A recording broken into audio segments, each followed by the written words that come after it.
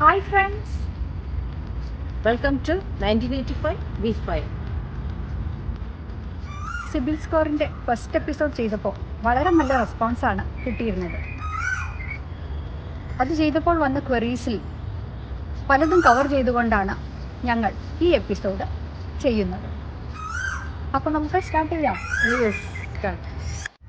ഈ episode CIBIL score എങ്ങനെ improve ചെയ്യാം എന്ന സബ്ജക്റ്റിനെ കുറിച്ചാണ്. How to increase our CIBIL score. നമ്മുടെ രാജ്യത്ത് ക്രെഡിറ്റ് യോഗ്യതയുടെ ഒരു മാനദണ്ഡമാണ് സിബിൽ സ്കോർ എന്ന കാര്യത്തിൽ യാതൊരു സംശയവുമില്ല. ഇത് എല്ലാവർക്കും അറിയുന്ന ഒരു കാര്യവുമാണ്.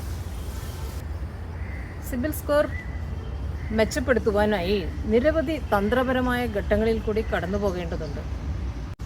ആദ്യം നമുക്ക് ക്രെഡിറ്റ് സ്കോറിനെ ബാധിക്കുന്ന ഘടകങ്ങൾ എന്താണെന്ന് നോക്കാം. ഉത്തരവാദിത്തമുള്ള ക്രെഡിറ്റ് മാനേജ്മെൻറ്റ്, ആരോഗ്യകരമായ അതായത് ഹെൽത്തി ക്രെഡിറ്റ് ഹിസ്റ്ററി, അച്ചടക്കമുള്ള സാമ്പത്തിക ശീലത്തെ പ്രതിഫലിപ്പിക്കുന്നു. ഇങ്ങനെയൊരു ഹെൽത്തി ക്രെഡിറ്റ് ഹിസ്റ്ററി ഉണ്ടാകണമെങ്കിൽ പ്രധാന പങ്ക് വഹിക്കുന്ന കാര്യങ്ങൾ ഇവയാണ്. ഒന്നാമതായി കൃത്യമായ തിരിച്ചടവ്, അതായത് റെഗുലർ ലോൺ റീപേയ്മെൻറ്റ്. ലോണുകൾ കൃത്യമായി തിരിച്ചടയ്ക്കുന്നത് ബോറോവറിൻ്റെ വിശ്വാസ്യതയെയും ഉത്തരവാദിത്വത്തെയും പ്രകടമാക്കുന്നു. ഈ ശീലം ക്രെഡിറ്റ് സ്കോറിനെ ഗുണകരമായി സ്വാധീനിക്കുന്നത്. പ്രോപ്പർ ക്രെഡിറ്റ് യൂസേജും ഒരു നല്ല ഇൻഫ്ലുവൻഷ്യൽ മാറ്ററാണ്. ക്രെഡിറ്റ് സ്കോറിനെ ബാധിക്കുന്ന മറ്റൊരു ഘടകം ലോണുകൾക്ക് ഗ്യാരണ്ടറായി നിൽക്കുന്നതാണ്. ബോറോവർ തിരിച്ചടവിൽ പിഴവ് വരുത്തിയാൽ അത് ഗ്യാരണ്ടറിൻ്റെ ക്രെഡിറ്റ് സ്കോറിനെ ബാധിക്കും.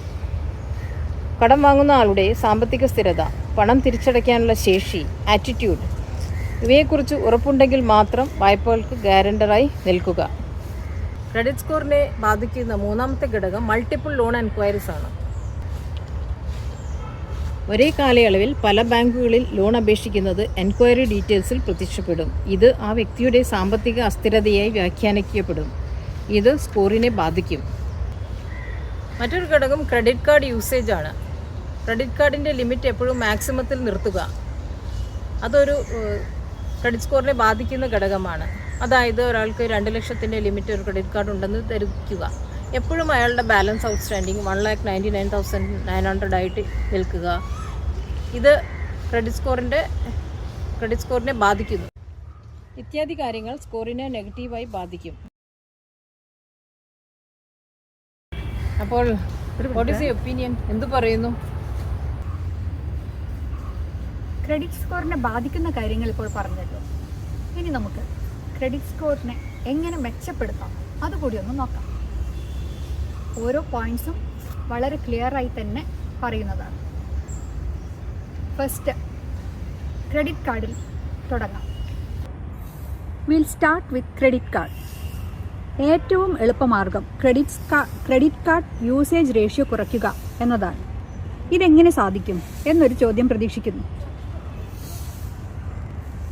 ക്രെഡിറ്റ് കാർഡിൻ്റെ യൂസേജ് ലിമിറ്റിൻ്റെ 30% താഴെ നിർത്താൻ ശ്രമിക്കുക.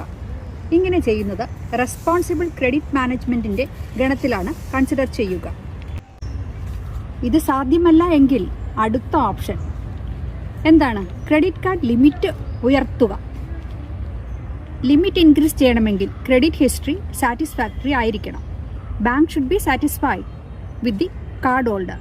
ഇങ്ങനെ ലിമിറ്റ് കൂട്ടി ക്രെഡിറ്റ് കാർഡ് യൂസേജ് റേഷ്യോ കുറയ്ക്കാനാവും. Next is payment of EMI on time. Loan repayment കാര്യമാണ് പറയുന്നത്. ഡ്യൂ ഡേറ്റിലോ അതിനു മുൻപോ EMI അടയ്ക്കുക. റണ്ണിങ് അക്കൗണ്ട് ആണെങ്കിൽ ബാങ്കിൻ്റെ ടേംസ് ആൻഡ് കണ്ടീഷൻ അനുസരിച്ച് അക്കൗണ്ട് ഓപ്പറേറ്റ് ചെയ്യണം. ക്രെഡിറ്റ് കാർഡ് പേയ്മെൻ്റ് ആണെങ്കിൽ ഡ്യൂ ഡേറ്റിന് മുൻപായി തന്നെ ബിൽ സെറ്റിൽ ചെയ്യുക. ക്രെഡിറ്റ് കാർഡ് സ്റ്റേറ്റ്മെൻറ്റ് റെഗുലറായി പരിശോധിക്കുക. എന്തെങ്കിലും പൊരുത്തക്കേടുകളുണ്ടെങ്കിൽ ഉടനടി പരിഹരിക്കുക. അനാവശ്യമായ ലോൺ എൻക്വയറീസ് ഒഴിവാക്കുക. ക്രെഡിറ്റ് എൻക്വയറീസ് പരിമിതപ്പെടുത്തുന്നത് ക്രെഡിറ്റ് സ്കോറിന് പോസിറ്റീവ് ഇമ്പാക്റ്റ് ഉണ്ടാക്കും. റീപേയ്മെൻറ്റ് ടെനർ സെലക്ട് ചെയ്യുമ്പോൾ പ്രൂഡൻ്റ് ആയിരിക്കുക. അവനവന് തിരിച്ചടയ്ക്കാൻ കഴിയുമെന്ന് ബോധ്യമുള്ള EMI മാത്രം എടുക്കുക. അല്ലാത്ത പക്ഷം റീപേയ്മെൻറ്റ് പീരിയഡ് കൂട്ടാൻ സാധ്യതയുണ്ടെങ്കിൽ അങ്ങനെ ചെയ്യുക. പലിശയിൽ ചെറിയൊരു വ്യത്യാസമുണ്ടാവുമെങ്കിലും ഒരു നല്ല ക്രെഡിറ്റ് ഹിസ്റ്ററി നിലനിർത്താൻ റീപേയ്മെൻറ്റ് പീരീഡ് കൂട്ടുന്നത് തന്നെയാവും ഉചിതം. ഒരു ഓപ്ഷൻ കൂടെയുണ്ട്. റീപേയ്മെൻറ്റ് പീരീഡ് കൂട്ടി EMI ചെറുതാക്കിയാലും നിങ്ങൾക്ക് കൂടുതലായി അടയ്ക്കാവുന്ന തുക EMIയിൽ കൂട്ടി അടയ്ക്കാം. അതെപ്പോഴും സഹായകരം തന്നെയാണ്. മന്ത്ലി EMIയിലും കൂടുതൽ അടയ്ക്കാം. ഒരു ലംസം പേയ്മെൻറ്റ് കിട്ടിയാലും ലോണിലേക്ക് അടയ്ക്കാവുന്നതാണ്. ഒരു എക്സ്ട്രാ EMI ലോണിൽ അടച്ചിടുന്നത് എപ്പോഴും നന്നായിരിക്കും. ഇതൊന്നും ചെയ്യാൻ സാധ്യമല്ലെങ്കിൽ ലോൺ എമൗണ്ട് കുറയ്ക്കുക, അത് മാത്രമേ നിർവാഹമുള്ളൂ. ഇങ്ങനെ പ്രൂഡൻ്റായി കാര്യങ്ങൾ ചെയ്താൽ സിബിൽ സ്കോർ മെച്ചപ്പെടുത്താൻ സാധിക്കും. ക്രെഡിറ്റ് എലിജിബിലിറ്റിയും കൂടും, മെച്ചപ്പെടും. Why don't you speak about credit utilization ratio? Yes, credit utilization ratio നമുക്ക് ഷോർട്ടായിട്ട് CUR എന്ന് പറയാം.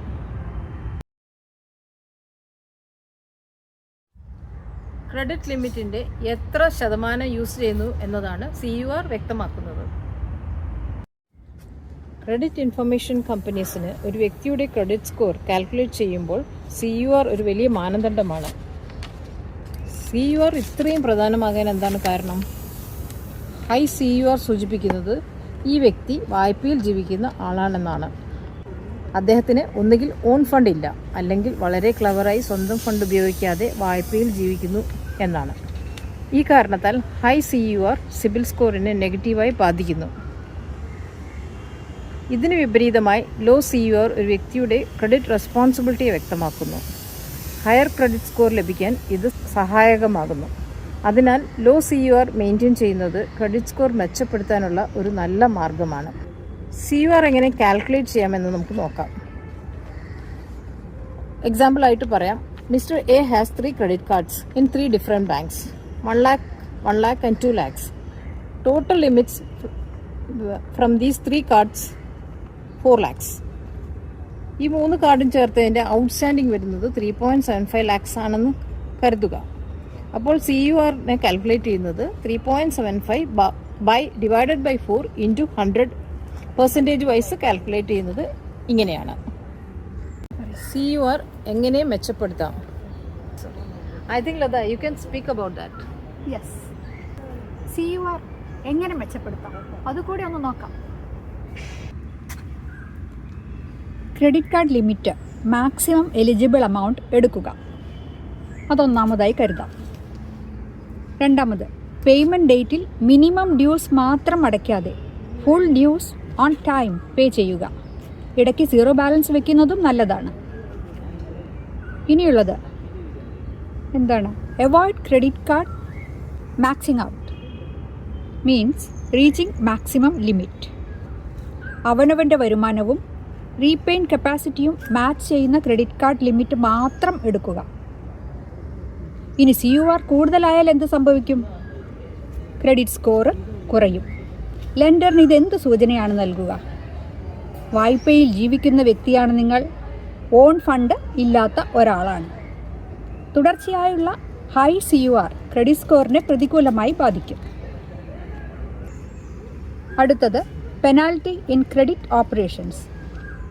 ഇത് നിരീക്ഷിച്ച് ടൈംലി റെക്ടിഫിക്കേഷൻ ചെയ്യണം. ചുരുക്കത്തിൽ പറഞ്ഞാൽ, ലോ CUR ആക്കിയാൽ നല്ല ക്രെഡിറ്റ് ഹിസ്റ്ററി കെട്ടിപ്പടുക്കാം, നല്ല ക്രെഡിറ്റ് സിബിൽ സ്കോർ ലഭിക്കുകയും ചെയ്യും.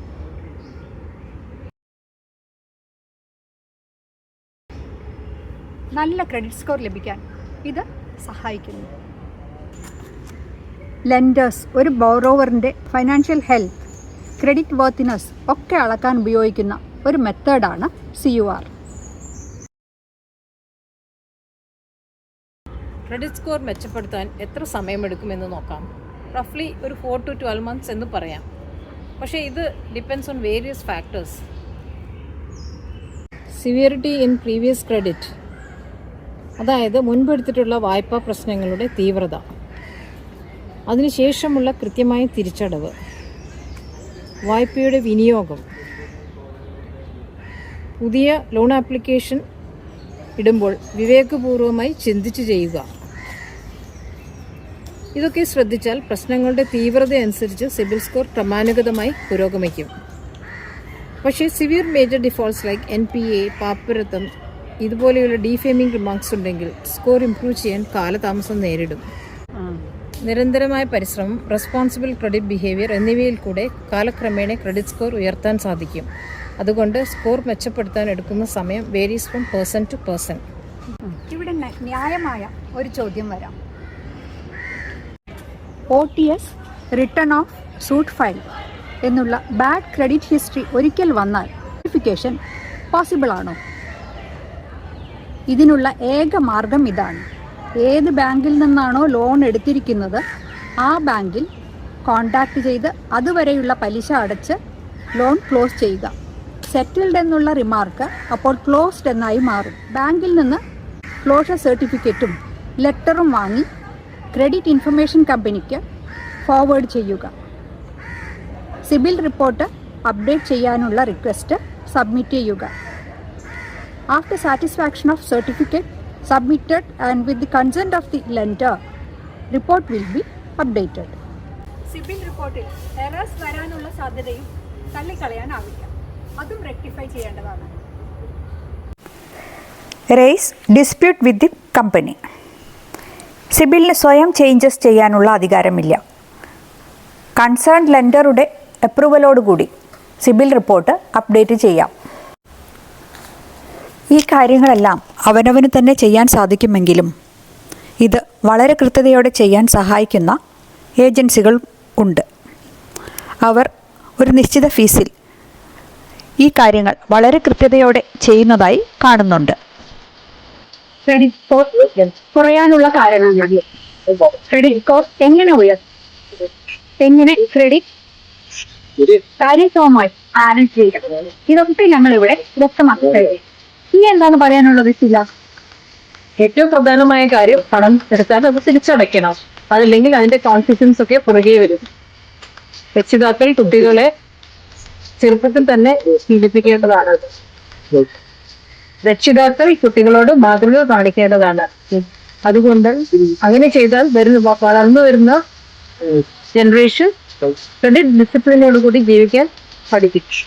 പണത്തിന്റെയും ആർഭാടത്തിന്റെയും പുറകെ ഓടുന്ന ചിലർ ഈ സമൂഹത്തിൽ ചെയ്യുന്ന കാര്യങ്ങൾ നമ്മൾ വളരെ വിഷമത്തോടെയാണ് നോക്കിക്കാണുന്നത്. ഇത് സമൂഹത്തിന്റെ ഒരു ശാപമായി മാറുകയാണ്. Let us behave as responsible citizens. Let us wind up with a positive note. Thank you. മറ്റൊരു എപ്പിസോഡുമായി വീണ്ടും കാണാം. Bye.